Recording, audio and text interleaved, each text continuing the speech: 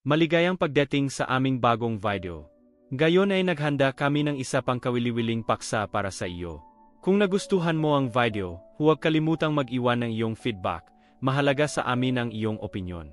Kaya, huwag nang mag-aksaya pa ng oras at simulan na natin ang video. Ang malamig na hangin mula sa dagat ay dumampi sa mga kortina ng malaking mansyon sa tabing dagat, kung saan ang bawat sulok ay kumikislap sa liwanag ng mga chandeliers.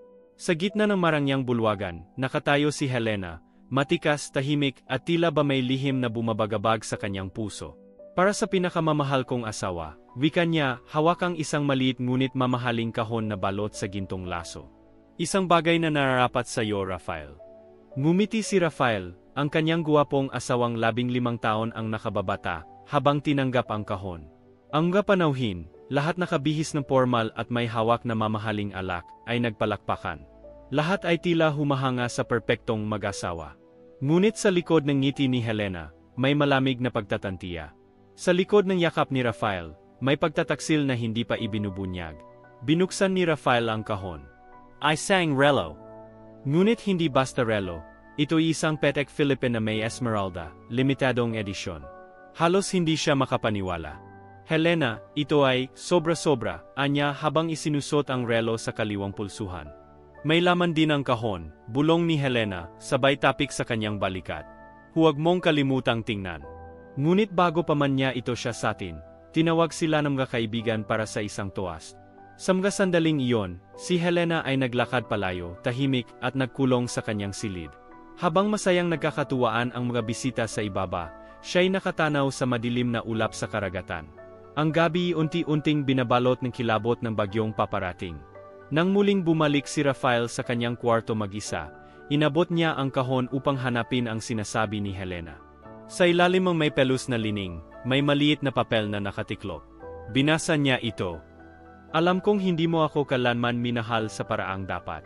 Ang regalong ito ay hindi upang ipagdiwang ang iyong presensya, kundi upang ihudyat ang simula ng wakas. Bawat galaw mo ay sinundan ko. At sa gabing ito, magsisimula na ang katotohanan. Napatayo si Rafael, pawisan, habang papalapit ang ugong kulog mula sa labas. Ang ulang kanina ay ambon lamang, gayon ay halos pasabog na sa bubungan ng mansyon. Nagsimula nang mawala ng kuryente, lumabo ang ilaw, at sa ilang saglit, nagdilim ang buong bahay. Nataranta ang mga panauhin sa ibaba, naglabasan ng cellphone at flashlight. Tinawag nila si Helena, ngunit wala. Si Rafael bumaba rin agad. Pilit pinapanatiling kalmado ang sarili. Helena! Sigaw niya, pero walang tugon. Umikot siya sa bawat kwarto. Wala! Sa kusina, nakita niya ang isang basag na wine glass sa sahig. Sa may hallway patungo sa veranda, may bakas ng basang tsinelas. Sa dulo ng veranda, may nakalaylay na manipis na telang puti, tila bahaging nidgon ni Helena. Muling kumulog, at sa liwanag ng kidlat, saglit na nasilayan ni Rafael ang naglalakihang alon sa dagat. Helena! Bulong niya, gayon ay nanginginig na. Bumalik siya sa loob, basang-basa, at nasalubong si Laura, ang matalik na kaibigan ni Helena, na noon ay tila rin balisa. Nasaan siya? Wala siya sa silid niya, Rafael. Hindi siya sumasagot. Siguro, umalis siya saglit. Baka nagpapahangin lang, sagot ni Rafael, ngunit baka sa kanyang mukha ang takot. Hindi ito ang plano. Maya-maya, tumigil ang musika. Lalong lumalim ang katahimikan sa gitna ng ingay ng ulan. Ang lahat ay nagsimulang magtanong, nasaan si Helena?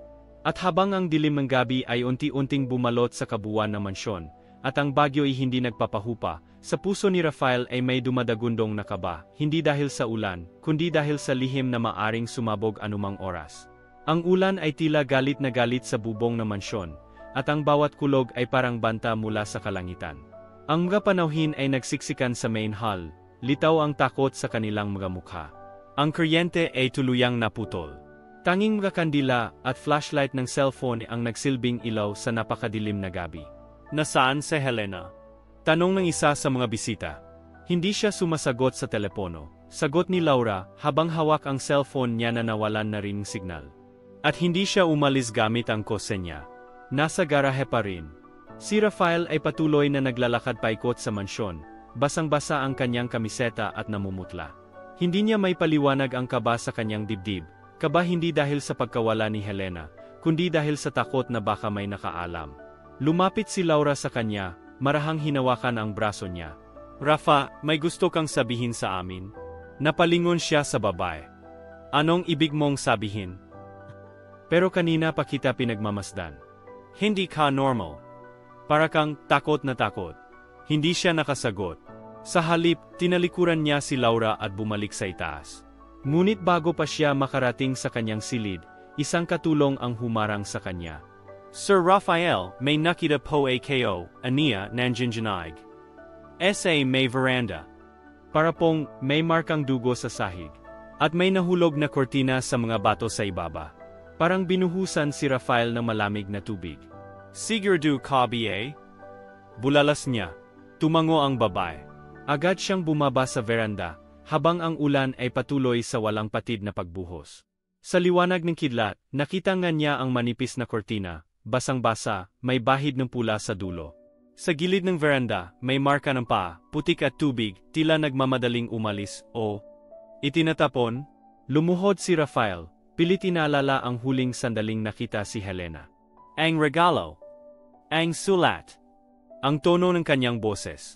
At ang malamig na sulyap bago ito lumisan. Hindi niya ito sineryoso. Hindi niya inakalang maglalakas loob si Helena. Raphael. Napalingon siya. Si Laura, may hawak na flashlight, basang-basa rin, ay lumapit sa kanya. Ano ba talaga ang nangyayari? Sinabi mo sa akin na simple lang ang lahat. Na wala siyang alam. Hindi ko alam kung ano ang iniisip niya. Sigonaya. Wala ito sa plano. Tumahimik si Laura. Plano. Mahinang bulong niya. Ano bang ginawa mo, Raphael? Ngunit bago pa niya masagot, isang malakas na ugong ang narinig, may bahagi ng bubong ang gumuho sa kusina. Ang mga panauhin ay nagsigawan, ang ilang kasambahay ay nagtakbuhan. Pumasok na rin ang tubig sa mga pinto at bintana. Ang bagyo ay tila naging halimaw na gustong lamunin ang buong bahay. Sa kalagitnaan ng kaguluhan, may isa pang katulong ang lumapit kay Raphael. Sir, may nahanap po kaming notebook. Nasa ilalim ng kama ni Ma'am Helena. Akala po namin diary lang pero. Kinuha agad ni Raphael ang notebook at nagtungo sa library. Sinundan siya ni Laura. Binuksan nila ang notebook at doon, nagsimula ang sunod-sunod na revelasyon. Mga pahina ng maingat na pagsusulat ni Helena, lahat nakadate. May mga detalye ng mga taong pinagsususpetsahan niya. Mga oras kung kailan huli siyang sinundan. Mga resibo ng hotel. MGA larawan. At sa huling pahina, isang larawan ni Raphael at ni Laura, magkakbay sa isang beach resort, habang si Raphael ay nakasuot ng perhong relong ibinigay ni Helena, linggo bago ang mismong karawan. Napatigil si Laura. Paano niya nalaman? Hindi sumagot si Raphael. Pinikit niya ang mga mata, dinama ang pintig ng kanyang puso na tila bumibilis sa bawat segundo. Hindi na ito simpleng bagyo. Ito'y unos ng katotohanan na unti-unti nang sumisira sa imeheng matagal nilang itinayo. Nagkamali tayo, bulong ni Raphael. Masyado nating minaliit si Helena. Sa labas, patuloy ang pagbuhos ng ulan. Sa loob ng bahay, nabubuo ang isang delubyong moral, at sa gitna ng lahat, ang presensya ni Helena, bagaman nawawala, ay tila naroon pa rin. Tahimik. Mapanganib. Nagmamasid. Ang kapahinang notebook ni Helena ay parang mga sibat na unti-unting tumutusok sa konsensya ni Raphael at Laura. Sa bawat larawan, tala at pagulat, malinaw na ipinapakita ang kabuuan ng lihim nilang relasyon. Isang relasyon na sinikap nilang ikubli sa likod ng kayamanan, ng katahimikan, at ng mga huwad ng ngiti sa mga salu-salo. May inimbak siyang plano, matagal na, bulong ni Laura habang pinagmamasdan ang isang pahina kung saan may sketch ng layout ng mansyon. May mga bilog at seks sa ilang bahagi, ang veranda, ang basement, at ang silid-aklatan. Hindi lang siya nanonood. Sinundan niya tayo. Binasa niya ang lahat. Lahat, sambit ni Raphael, tila nawawala sa sarili. Hawak pa rin niya ang relong ibinigay ni Helena. Ang relo, na tila hindi lang basta regalo kundi simbolo ng huling laro. Sa kalagitnaan ng pagbuhos ng ulan, may tumawag sa cellphone ni Raphael. Sa kabila ng pagkawala ng signal kanina, tila muling bumalik ito saglit. Private number. Saglit siyang tumigil, at sinagot ito. Raphael, isang pamilyar na boses. Mahinahan. Matatag. Si Helena. Helena. Nasaan ka? Anong ginagawa mo? Anong ibig sabihin nito? Gusto mong katotohanan, hindi ba? Pwes, ito na ang simula. Tumigil siya saglit. Basahin mo ang sulat na nasa likod ng huling pahina. At pagkatapos, bumaba ka sa basement. Mag-isa. Helena, huwag mo na itong paikutin. Tuyut. Naputol ang linya. Agad niyang binuklat ang likod ng notebook. Nakadikit sa pinakahuling pahina ang isang liham, sulat kamay. Rafael, mahal kita noon. Buwang puso. Ngunit ang taong mahal ay hindi binibili, hindi siya pagmamay-ari. Nagtaksil ka, hindi lang sa katawan, kundi sa tiwala. Kayang gayon, gusto kong maranasan mo ang bangungot na itinulog mo sa aking gabi-gabi. Bawat hakbang mo pababa ng basement ay hakbang papunta sa katotohanan. Tahimik si Laura. Basement. Nasa sulat din yon. Rafael, anong meron sa basement? Hindi siya sumagot. Sa halip, dali-dali siyang lumabas ng silid at tinungo ang pinto ng basement, isang lumang kahoy na pintong bihira niyang binubuksan. Sumunod sa Laura, ngunit pinigilan niya ito. Ako lang. Ganun ang utos niya. Bumuntong hininga si Laura, at iniwan siyang bumaba ng mag-isa. Ang hagdan pababa ay madilim, malalim, at mabigat ang hangin. Sa bawat yapak, naririnig niya ang sariling tibok ng puso, mabilis, parang may panganib na paparating. Pagdating niya sa ibaba, bumukas ang motion sensor light. Isang lampara lang ang nagbigay liwanag sa maliit na silid. Sa gitna may mesa. Sa ibabaw nito, may isang video recorder at isang flash drive. May sulat sa tabi. Panoorin mo ito. Lahat ng ayaw mong marinig, lahat ng ayaw mong makita, narito. At pagkatapos, sagutin mo ako. Sino talaga ang nagtaksil? Kinuha ni Rafael ang flash drive at ipinasok sa recorder. Umilaw ang screen. Una, nakita niya si Helena, nakaupo, malungkot ang mga mata. Nakikita niyo akong gayon, pero marahil hindi niyo na ako makikitang muli sa perhong paraan. Laura, kung pinapanood mo rin ito, hindi ka ligtas. Matagal ko nang alam. Rafael, hindi mo lang ako niloko bilang asawa, itinapon mo ako bilang tao. Sunod, lumitaw sa screen ang ilang CCTV footage. Isa sa kanila ay si Rafael at Laura, naglalampungan sa silid ng bisita. Isa pa, habang pinalalayas nila ang isa sa mga dating kasambahay, sa Elsa, na minsang nagsumbong sa sinapit ni Helena. At sa huling bahagi ng video, isang dokumento ang pinakita, ang bagong huling habilin ni Helena. Lahat ng ari-arian, lahat ng lupa, lahat ng shares, ay ipamamana sa isang pangalan. Ngunit hindi kay Rafael. Hindi kay Laura. Kundi sa taong tapat. Si Elsa. Bumagsak ang recorder mula sa mga kamay ni Rafael. Hindi totoo to. Hindi pwede. Napasandal siya sa peder. Ang buong mundo niya ay gumuho sa isang iglap. Lahat ng inakala niyang hawak niya, kayamanan, kontrol, kapangyarihan, ay pinunit ng isang babaeng pinagtaksilan niya. Sa itaas, narinig niyang sumigaw si Laura. Mabilis siyang umakyat. Pagbukas niya ng pintuan, nakita niya ang ilang pulis na nasa loob ng bahay. Si Rafael Velasquez? Tanong ng isa. Bakit? Ano ng kailangan ninyo? May warrant of arrest kami. Para sa kaso ng falsification, financial fraud, at attempted coercion. Galing sa mismong asawa mo. Sa labas ng bahay, unti-unting humihina ang ulan. Ngunit sa loob, nagsisimula na ang tunay na unos ng hustisya. Ang ulan ay tuluyang huminto kinabukasan, ngunit ang tensyon sa loob ng mansyon ng mga Velasquez ay nananatiling kasimbigat ng mga batong binuhos ng langit noong gabing nagdaan. Sa pagkakadakip kay Rafael, si Laura ay naiwan, nanginginig at hindi makaimik sa harap ng mga opisyal ng batas. Ma'am, kailangan niyo ring sumama sa amin para sa ilang katanungan, mariing sabi ng isang babaeng opisyal habang ipinapakita ang court summons. Napilitan siyang tumango at sumama sa kanila, habang ang mga katulong ay tahimik lang na nagmamasid, wala ni isa mang lumapit para alalayan siya. Ang mansyon ay tila nawalan ng buhay. Ang dating mataong bahay ay biglang naging malamig at walang laman. Ngunit sa gitna ng katahimikan, may isang sasakyang dahan-dahang pumarada sa tapat ng gate, isang lumang van na may logo ng isang legal firm. Bumaba mula rito sa Elsa, dating kasambahay, gayoy bihis propsyonal at may kasamang abogado.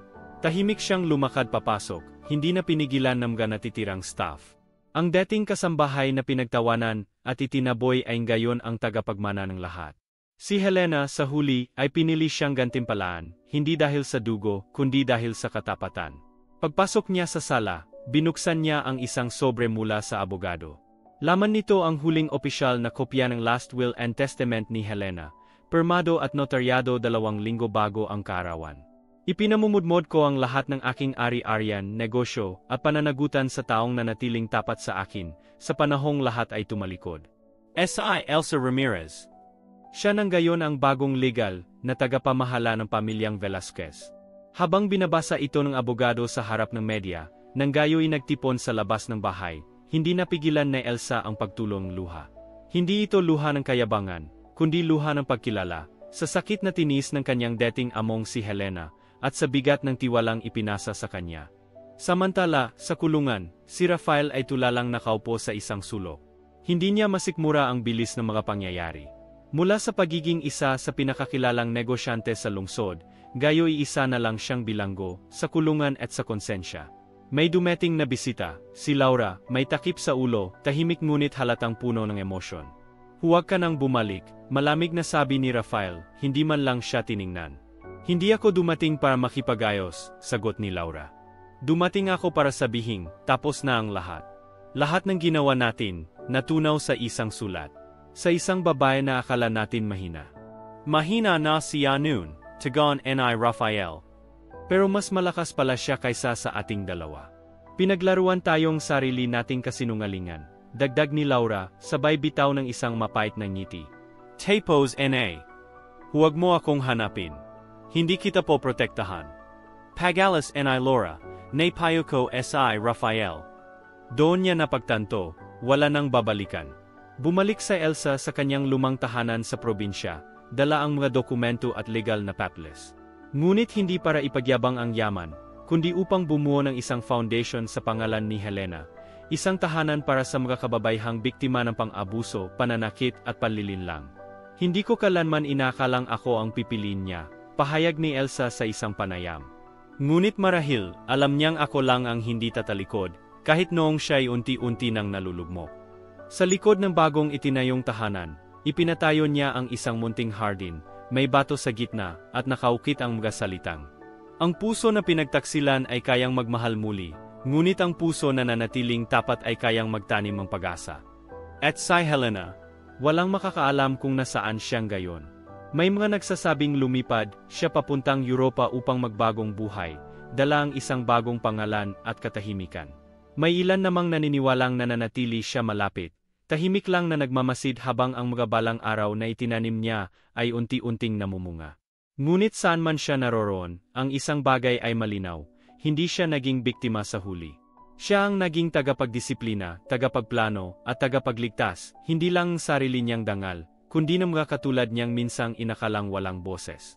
Isang taon ang lumipas matapos ang pag-ulan, ang pagkakakulong, at ang tahimik na paglisan ni Helena. Sa panahong iyon, maraming buhay ang tuluyang nagbago, nasira, nabuo, at muling naitayo sa bagong anyo. Ngunit isang tanong ang patuloy na umikot sa mga labi ng mga nakasaksi sa lahat. Ano nga ba ang tunay na regalo ni Helena? Sa isang araw ng taglagas, sa isang tahanan sa bayan ng Lukban, isang babae ang naglalakad sa hardin, suot ang simpleng puting bestida. Sa kabila ng tahimik niyang kilos, hindi may tatanggi ang pagkakakilanlan. Si Helena buhay at buo, ngunit ibang-iba. Ang dati niyang mapanghusgang tingin ay napalitan ng kalmadong mga mata. Ang dating palamuti sa katawan ay napalitan ng simpleng hikaw at isang lumang relo, ang regalong ibinigay niya kay Rafael. Ngunit ngayon, hindi na ito simbolo ng pagmamahal, kundi paalala ng mga panahong siya ay piniling balewalain, at kung paanong bumangon siya mula rito. Habang pinagmamasdan niya ang mga batang naglalaro sa bakuran ng itinatag niyang Helena Foundation, hindi niya maiwasang mapangiti. Lahat ng naipundar ng kanyang yaman ay hindi niya ginamit sa pagbili ng kapangyarihan, kundi sa pagtubos ng dignidad, ng sarili at ng iba pang tulad niyang dinungisan ng mundo. Samantala, sa Elsa, gayon ay director ng foundation, ay naghahanda para sa isang espesyal na pagtitipon. Ipinadala niya ang mga imbitasyon sa mga taong minsang naging bahagi ng kwento, kabilang na sina Rafael at Laura, nang gayon ay tahimik na namumuhay ng magkahiwalay, malayo sa mata ng publiko. Hindi nila inaasahan ang imbitasyong iyon, isang liham na sulat kamay. Inaanyayahan ko kayong dumalo sa pagsasara ng ating nakaraan. Hindi bilang paghuhusga, kundi bilang paanyaya sa paghilom. Ash.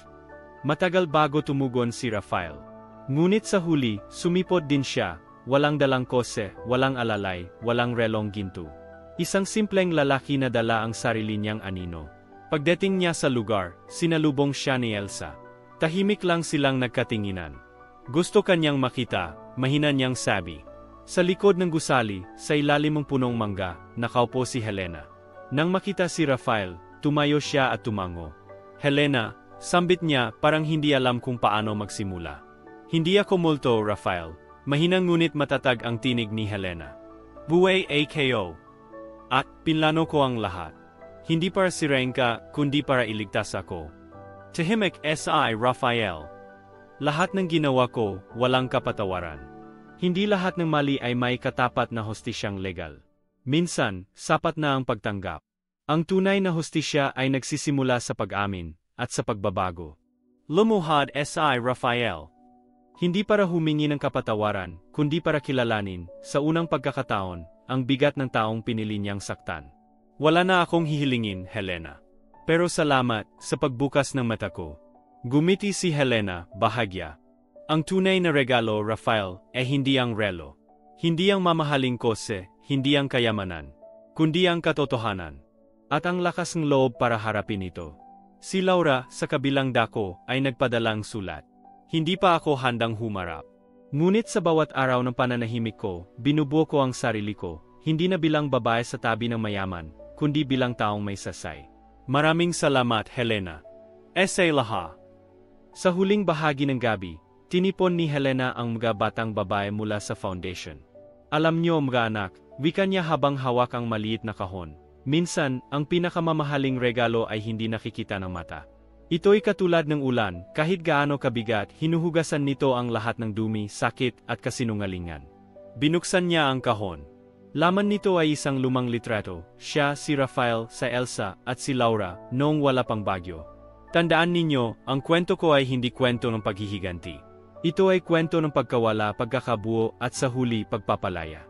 At sa gabing iyon, sa ilalim ng mga bituin, habang umaawit ang hangin at tahimik ang mundo, isang malakas ngunit mapayapang tinig ang bumalot sa puso ng bawat nakadalo. Ang pinakamagandang regalo ay ang kalayaang mamuhay ng totoo, sa sarili, sa kapwa, at sa alaala.